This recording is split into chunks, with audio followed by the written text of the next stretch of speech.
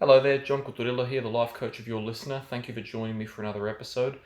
Today I'm going to be discussing the subject of truth and what we hold to be the truth, and also the subject of sound judgment and how we might believe we're exercising sound judgment in real life, but how there can actually be some traps that can easily catch us. Now, when discussing the subject of truth, it's very easy for the conversation to become emotionally heated, so I'd like to make some disclaimers right now. I would never advise anyone to surrender their own system of values or beliefs. It's not my place to tell people what they should or shouldn't believe. And it's also not my place to tell people to take my word on face value. And I always encourage people to take my ideas not with the implication that I should simply be blindly trusted, but to encourage people to think broadly, to be critically minded, to investigate the world for themselves, and to learn how to consume information in a more critically minded fashion in order to be able to discern different ideas.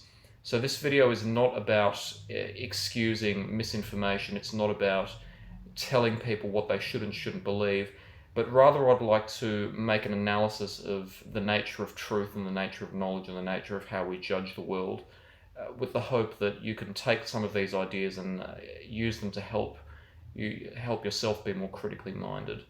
And as usual, I'm not a mental health professional, so if any of these ideas raise any concerns about your mental health, please ensure that you consult with a licensed professional.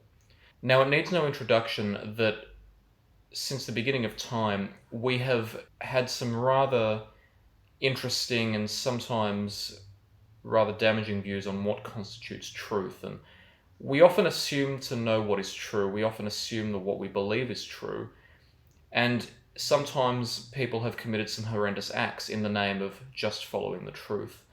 But this is a subject that is much overlooked, but we need to consider it in very close detail if we're to become critically minded. And this is especially the case considering the proliferation of discussion of ideas about the truth, opinions, values, what is your truth or what's my truth, why one group lies but the other is always telling the truth, or vice versa, and pluralism and the value of considering others' opinions, etc.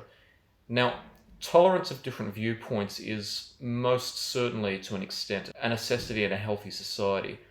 But there's something we have to consider. It's something that can be difficult to discuss, but it's absolutely necessary.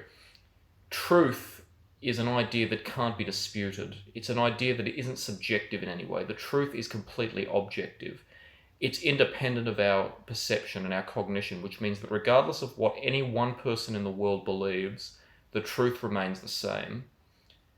That doesn't mean that it's necessarily easy to recognize or to identify, and it doesn't mean that there are people who are capable of knowing all truth, as far as I can assume.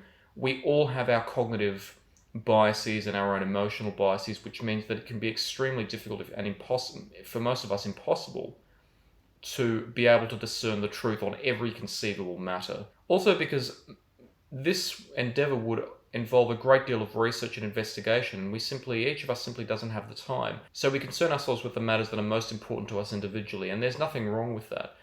But in being critically minded, we have to acknowledge that the truth is always separate to what we believe. We may believe the truth, and what we believe may be truthful, but the fact that we believe something does not in itself make it truthful.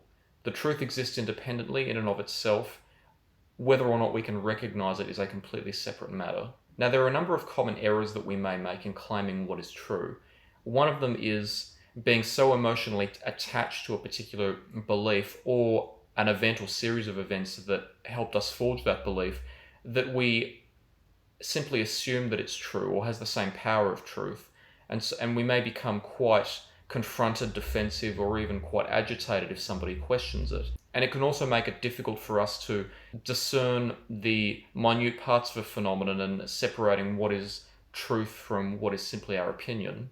Another error might be knowing some of the facts about a particular idea, but then not knowing the others, and instead of attempting to discern those facts objectively, we fill the void in our knowledge with opinions. We may assume they're true, but we don't objectively analyze them. And so what we have is an incomplete idea of reality, in which some parts of it are factual, and some parts of it are simply our opinion. Another error might be binding ourselves to a particular ideology and agreeing with some parts of it at first, but then because we have decided to bind ourselves to that ideology, changing our beliefs on the other topics which we hadn't previously considered, because we've told ourselves that binding ourselves to that ideology requires us to follow all the beliefs in that particular system.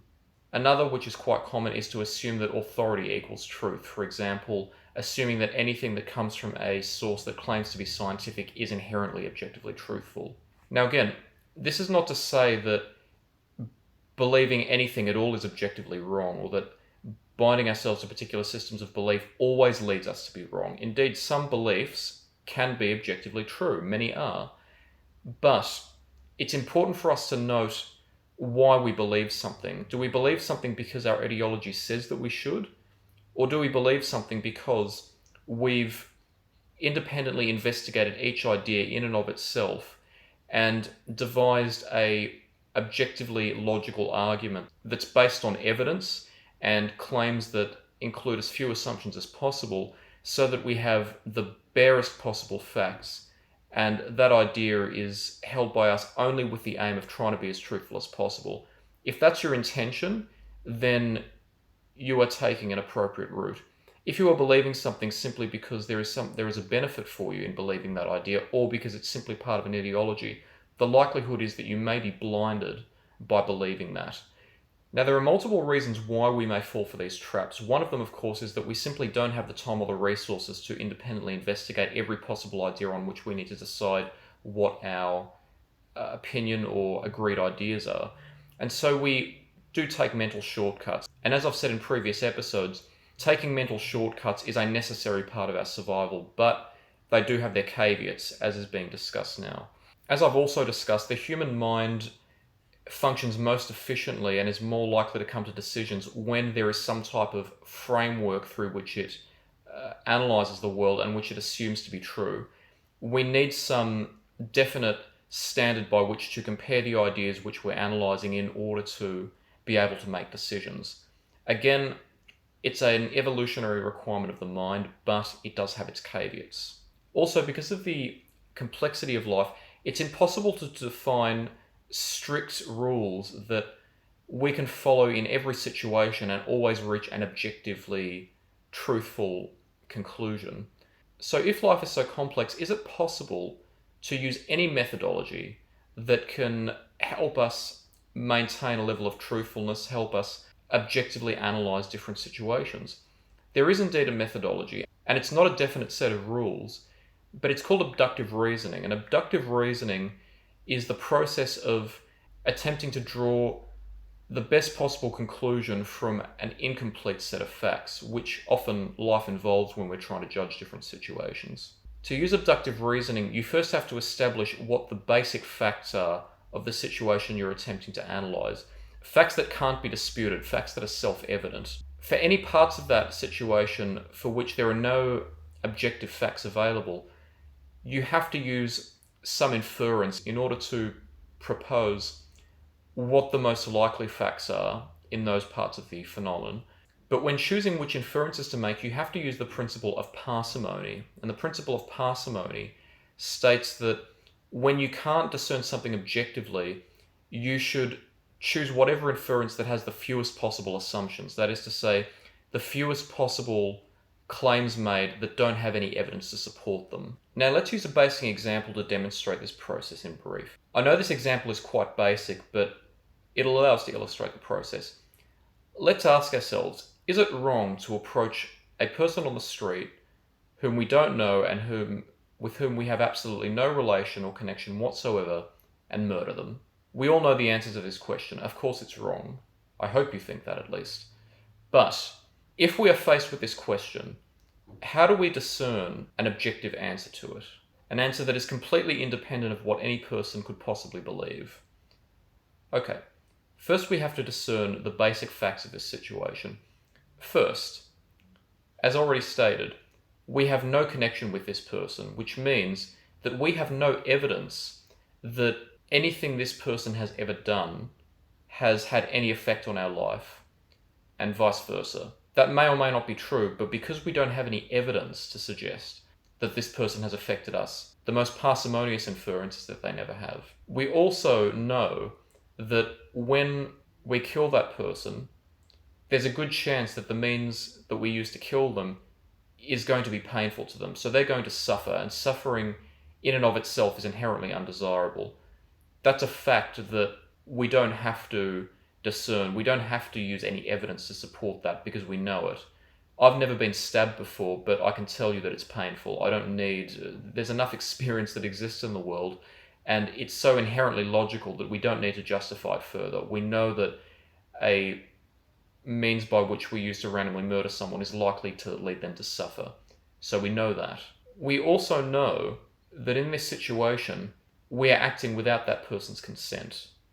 We know that by murdering them, we are taking something away from them. We don't know for certain that that person has anything for which they want to live. We don't know if they have any family, any friends, any purpose in life. We don't even know if they enjoy their life. But seeing as most people don't die by suicide, the parsimonious assumption is that the majority of people who are alive believe that life is worth living, otherwise they wouldn't currently be living it. So the most parsimonious inference is that people want to live, and that therefore murdering them is taking away something that they would like. But let's explore other possibilities as well. What if that person didn't want to live at all and may have even been planning to take their own life? Could this affect the situation?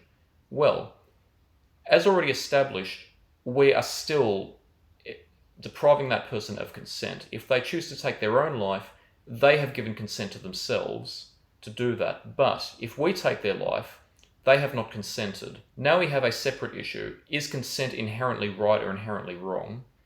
Well, as we established previously, this person, by inference, has not done anything to affect us. We have to infer that acting without that person's consent is going to cause them to suffer, because it is naturally ingrained in us that we should want to make our own choices, and that is a natural right. There's no... In this situation, we can't reduce that fact any more simply than it already is. It is an inherent fact that in that situation, it is morally correct for that person to have the right of consent. That can't be simplified any further.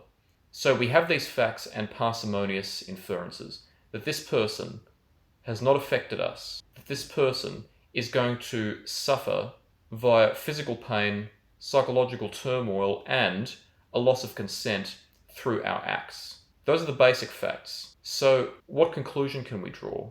Well, as we've established, the direct effects from our actions on this person are objectively bad. No one wants to suffer them. And so we come to a very basic conclusion that murder in this situation is wrong. Now, of course, whether or not that person has done anything to affect us is not necessarily going to affect whether it's right or wrong. I'm using this as a basic example. Of course, if someone has affected you, you should not murder them. Self-defense is a completely different topic, but of course, it's very obvious you should not murder people. But I'm using this to demonstrate the way by which we can discern the minute parts of a specific phenomenon in order to come to an objectively logical conclusion. These facts are inherent. We don't need to demonstrate them with evidence. We know that they are inherently so. Now, other issues can be much more complicated, but there is still a good chance that we can make inferences about them that are parsimonious, and we can still discern objective facts that can't be reduced any further. Now, I'm not advising you to come to the same conclusions that I would. What I'm challenging you to do is take a topic, any topic, and try out the methodology. See what conclusions you derive from this methodology. Investigate the world for yourself. Ponder. Think of possibilities about questions.